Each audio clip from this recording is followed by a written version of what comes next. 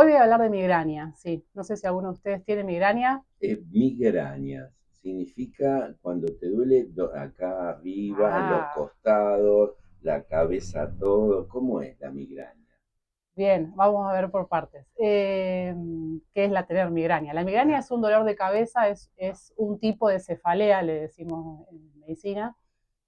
Hay un montón de tipos de cefalea. De hecho, existe un organismo internacional que se dedica a clasificar las cefaleas, hay como cientos de ellas. Ujú, La migraña es una de todas esas cientos de cefaleas ujú, y está dentro de las más frecuentes. Más o menos se estima que el 15% de la población, varía según donde uno lo lea, eh, tiene ese tipo de dolor de cabeza. Y es más frecuente en mujeres que en hombres. Los hombres pueden tenerla, pero es más frecuente en mujeres. Una de las teorías tiene que ver con la cuestión hormonal, por la cual las mujeres tienen más migrañas que los hombres. Pero bien, como me decías vos, Luis, ¿qué es? Porque dolores de cabeza, como les digo, pueden tener un montón. ¿Qué es la migraña en sí misma? Tiene ciertas características que define también esta asociación que se dedica a clasificar. Tiene ciertas características. Una de ellas es que es unilateral, que quiere decir que está de un solo lado de la cabeza. O sea, te duele o del lado derecho o te duele del lado izquierdo. Y en general siempre se repite de la misma forma. O sea, ujú. siempre que te da migraña, te duele Hola. del lado derecho. Eh, y se dice que es frontotemporal. ¿Eso qué quiere decir? Que te afecta a la frente y el hueso temporal o la zona que sería la parte lateral de la cabeza, como si le dijera por arriba de la oreja. Ujú, Obviamente puede llegar hasta la mollera, digamos, hasta el vértice, ujú. pero lo más frecuente es que afecte la frente y el costado de la cabeza de un solo lado.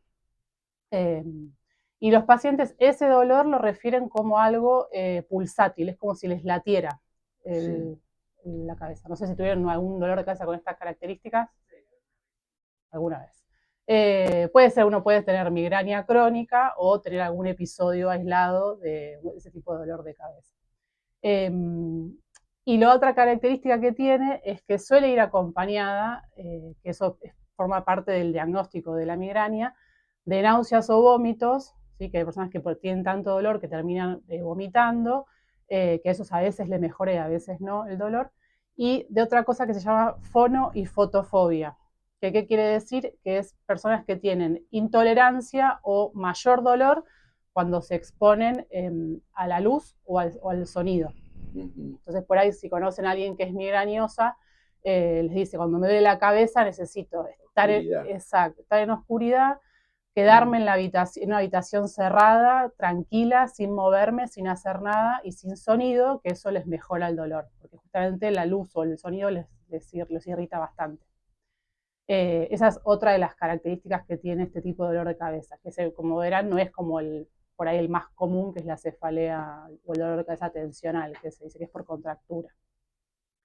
Y otra de las características que tiene es que el dolor es muy intenso, son dolores de moderados a severos, por eso se las considera dentro de las enfermedades que más incapacidad producen, porque es muy frecuente las personas que tienen episodios de migraña tienen que dejar de hacer lo que están haciendo, o sea, no pueden seguir con su actividad laboral, la actividad intelectual, con la actividad física, porque les produce mucho dolor. Entonces, produce muchos días, en la estadística se dice como días perdidos por discapacidad, o días laborales perdidos por discapacidad. La migraña produce mucho de eso, es una de las enfermedades más incapacitantes.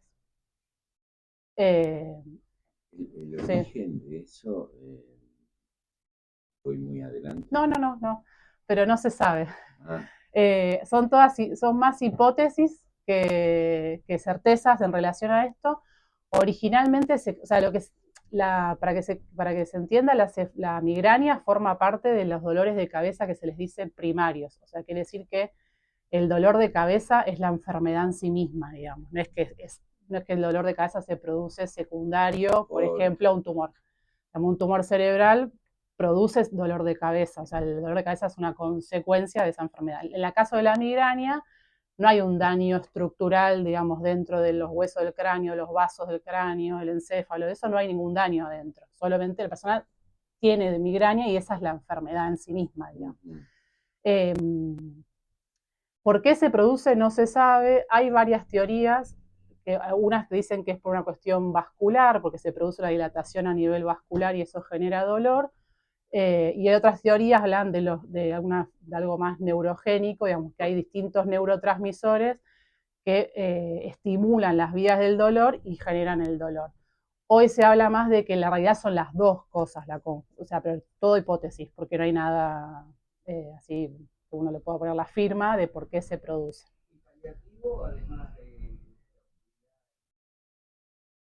No, hay tratamientos para hacer. Para la migraña hay tratamiento farmacológico, digamos, que son analgésicos, que eso es para la crisis en sí misma, y también se llaman tratamientos preventivos, que es para la gente que tiene migrañas crónicas, porque una cosa es tener un dolor de cabeza cada tanto, y otra cosa es que hay personas que tienen, claro, por ahí están la mitad de los días, los 15 días al mes con este tipo de dolor de cabeza, esas personas usan tratamiento preventivo. Algo que no dije, aparte que es importante, es el tema de la duración. O sea, ese dolor de cabeza de alta intensidad puede durar entre 4 a 72 horas. Imagínense, estar 3 días. Te agota. Te agota, claro. Por eso se habla que es tan incapacitante. Y después tiene otra cosa que por ahí deben haber escuchado, esto estamos hablando de las migrañas, se consideran las que son sin aura, que son, ahora vamos a ver qué es, ponen cara de sorpresa. Las migrañas sin aura son las que estaba hablando recién, o sea, el paciente solamente tiene el dolor de cabeza. Y después existe algo que se llama migrañas con aura, que por ahí también han escuchado el término aura para las convulsiones, esto es muy parecido, que son síntomas que aparecen antes del dolor de cabeza. Esos síntomas en general son visuales, o sea, quiere decir que la persona más o menos empieza a tener, digamos, o destellos de luz, o ve como brillitos, o puede tener la pérdida de la visión en un punto del campo visual, puede tener visión borrosa, o incluso llegar a la pérdida total de la visión. Eso aparece, digamos, en el transcurso de 5 minutos, como que va apareciendo gradualmente, y puede llegar a durar 1 hora. Y en esa hora debería aparecer el dolor de cabeza, posterior a esa aura, digamos. Eso es la secuencia habitual. Cuando aparece el dolor de cabeza, el aura desaparece y obviamente son síntomas transitorios, no es que la persona queda con pérdida de la vista. Imagínense que la primera vez que les pasa, te pegas un susto importante, ¿no? Si te quedas sin vista, claro. Pero es algo que es... Sí, te pegas un susto importante. Después hay gente que ya, o sea, obviamente la primera vez que te pasa tenés que ir a consultar a la guardia para hacer un estudio de imagen, digamos, como para ver. Lo más frecuente, lo que sucede es que cuando empieza el dolor de cabeza la visión se recupera. Si no pasa eso, es una pauta de alarma para consultar. Digamos, como si vos ya sabés que cuando tenés dolor de cabeza empezás con visión borrosa primero. Si vos eso no lo recuperás con el dolor de cabeza, tenés que consultar, porque no es lo habitual, digamos. ¿Sí? Y como si esto fuese poco, hay personas que tienen auras más raras o menos frecuentes, por suerte, que hacen hemiplejías.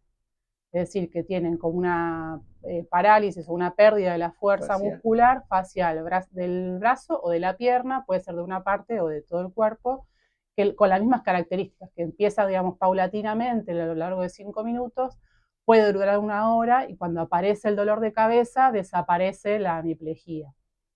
También, imagínate, o sea, ¿qué es lo primero que pensás cuando te pasa eso? Tengo una CB. Sí. Bueno, o sea, es algo para consultar a la guardia. En general suelen ser familias, tienen como un componente hereditario que tiene este tipo de dolor de cabeza, con este tipo de aura. Por suerte son un poco frecuentes, pero sí son muy angustiantes, sobre todo hasta llegar al diagnóstico. Suelen ser diagnósticos que uno va haciendo como habiendo descartado todas las lesiones posibles, digamos, ¿no? Eso con respecto a lo que son las auras, digamos, que no es tan, por lo menos no es tan frecuente, pero sí son bastante más angustiantes para el paciente, porque son feas. Sí. Y a nivel mundial, 15% más o menos. Sí, es bastante, sí. De hecho, son creo que de los primeros 5 motivos de consulta del neurólogo está la migraña. Son muy frecuentes, sí. Es más, como decías, es más frecuente en mujeres, sobre todo en edad fértil. En general arrancan en la pubertad, adolescencia, y el pico máximo lo hacen entre los 30 y 40 años y suelen mejorar, esto es muy entre comillas, posmenopausia, no todas.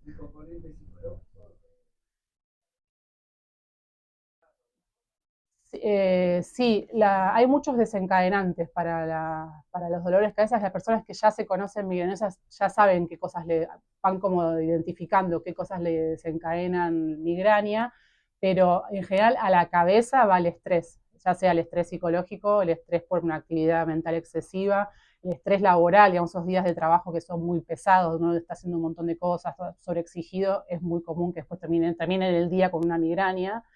Eso es como lo más frecuente. Después sí pasa que hay asociación entre depresión y migraña, que es algo medio que cuál es el huevo y cuál es la gallina, porque digamos, las personas con depresión tienen mayor tendencia a tener migraña y la migraña, como todo dolor crónico, favorece la aparición de depresión. Después otras asociaciones que se han visto es que es más frecuente en personas con exceso de peso, ya sea sobrepeso o obesidad, y los sedentarios. O sea, lo que se vio es que la actividad física, hacer actividad física, ya sea sobre todo la aeróbica, favorece no tener episodios de migraña. Es esperable que en el momento del dolor agudo uno no haga actividad física porque les empeora el dolor, pero digamos, el hacer actividad física regularmente disminuye la probabilidad de que tenga. Hablabas de con aura. Sí. Y sin aura, ¿cómo se detecta? Sin aura es el dolor de cabeza que decía antes, aparece el dolor directamente, ese dolor que es o sea, de un lado de la cabeza, en la frente y en el costado. Cuando decís de un lado, sí. ¿es siempre de uno o puede ser cualquiera de los dos? Ah, muy buena pregunta. Siempre es de un lado. O sea, los pacientes yo siempre tengo dolor de cabeza del lado izquierdo. El día que cambia de dolor, que aparece pero del lado derecho, es para consultar a la guardia, digamos, como para ver, o por lo menos escribirle al neurólogo si uno se ve con el neurólogo. Porque en general son patrones que son siempre iguales. Y que cambie de localización es algo que nosotros decimos una pauta de alarma. O sea, bueno, esto te tendría que llamar la atención. Lo mismo que decía con el tema de las auras, si yo tengo el aura, empieza el dolor de cabeza y sigo con la pérdida de la visión, es para consultar, porque eso no es normal, no es esperable, por lo menos. ¿Sí? No, por suerte no. Sí. Sí tengo muchas pacientes que veo para migraña, con migraña, sí. Y otra cosa que no dije, que es un mundo enorme con los desencadenantes, es en la alimentación. Hay muchos alimentos que desencadenan migraña. De los más frecuentes es el alcohol, el chocolate, los quesos, sobre todo los quesos cuando son bien estacionados suelen producir ese tipo de cefalea. Y tienen que ver con una cosa más en particular, que es el glutamato monosódico o el umami. Si alguna vez escucharon el sabor umami, ¿no saben qué es? El umami en japonés significa sabroso, es algo que es como un resaltador de sabor. El glutamato lo que se le pone a un montón de alimentos, como casi todos los ultraprocesados tienen eso, que realza el sabor. Las cosas que tienen glutamato provocan migraña y los edulcorantes también, por el aspartamo. Y que el cuerpo humano es complejo. Sí. Sí.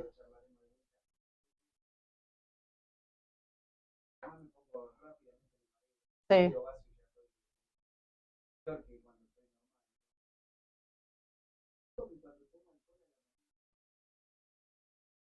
Sí. Sí.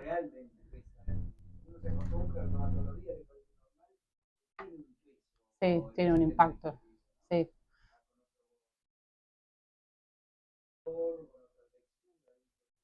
Sí. Sí, piensen que todo este tipo de alimentos lo que hace es alterar también la microbiota, que era algo que hablamos hace un par de meses atrás. La alteración de la microbiota favorece los estados de inflamación y eso es otra de las teorías que se están estudiando más ahora, pues por qué tanto afecta la alimentación al dolor de cabeza, por ejemplo. Que tiene que ver con esto, la regulación de cómo se habla, digamos, la microbiota que está en el intestino, cómo se habla con el cerebro. Si está buena la microbiota, se hablan lindo, y si es mala la microbiota, no se hablan tan lindo, digamos. Claro. Sí. Doctora, ¿dónde la escuchamos? ¿Dónde la seguimos? Me pueden buscar en Instagram como @dra.ceciliaferrero y si no atiendo en INBA, que queda en Moreno 813, primer piso.